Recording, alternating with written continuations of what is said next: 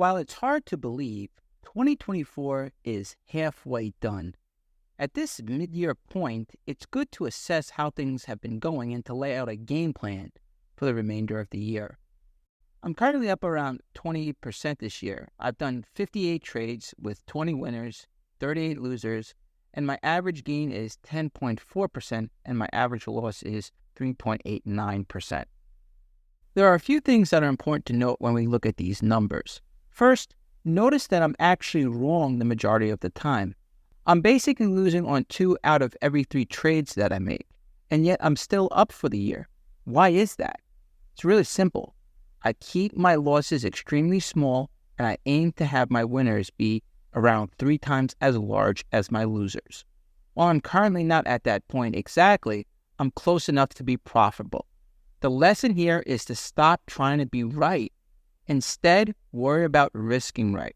By using stop losses and managing risk, you can be wrong many times and still come out ahead. Second, it's really important to be selective. Here we are at the midway point of the year, and I've made far less than 100 trades.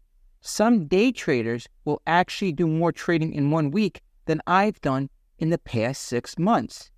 This type of non-stop trading is clearly not my style.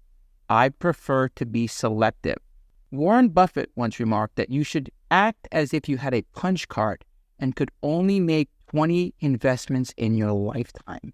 In our modern times, it's so easy to trade. With low commissions and smartphones, you can literally make trades at the push of a button and all for free.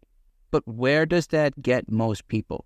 Chasing after the latest meme stock rarely yields success. Instead, make a plan to follow the leading stocks and use charts to time your entries.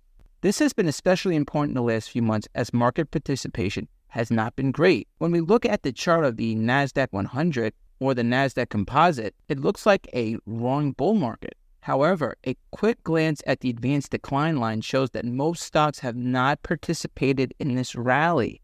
Instead, only a few names like Nvidia, Micron, ARM, Apple, Microsoft, and Netflix have led the advance.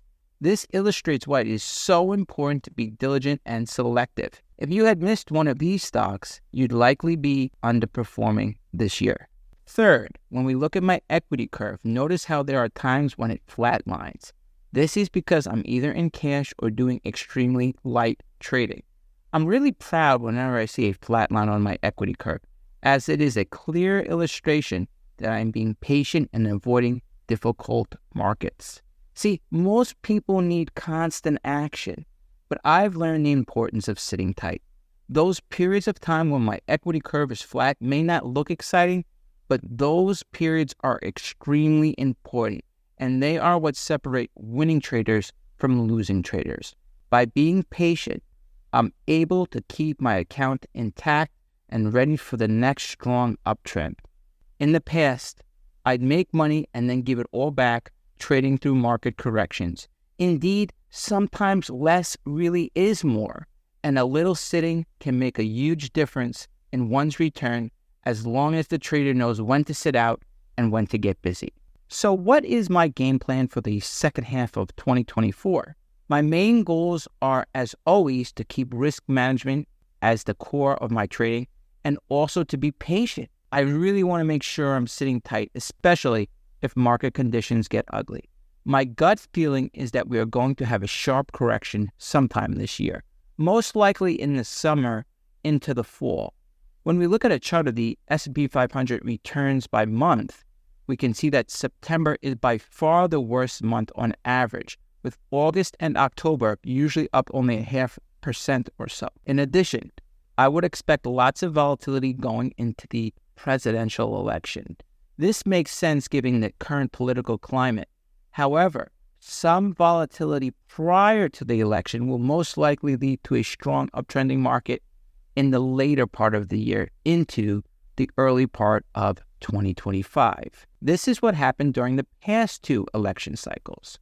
We saw the market pull back heading into the election, and then we saw a strong uptrend once the election was out of the way. While I wouldn't trade on any of this, it's something I like to keep in the back of my mind. What I'm really trying to get at is the market is likely to have great environments and treacherous environments at points over the next 6 months. My goal is to make sure I'm sitting out during the difficult times so that I'm able to take advantage of the strong markets when those opportunities arise. Risk right, sit tight.